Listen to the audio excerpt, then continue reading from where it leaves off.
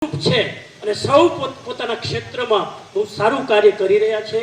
એ લોકોએ અહીંયા આવીને બધાએ લગભગ અમને ભીમસિંહભાઈને કીધું બહુ સરસ વાઇબ્રેશન છે, જમવાનું બહુ સરસ છે, વ્યવસ્થા બહુ સરસ છે.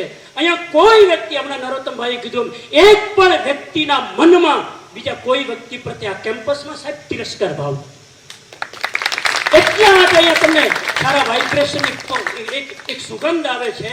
અને અહીંયા જે રીતે સ્ટાફ કામ કરી રહ્યો છે એમને પણ ભીમસિંહભાઈ એવી ટ્રેનિંગ આપે છે. અને તમને થશે કે આ બધું કેવી રીતે ચાલે છે.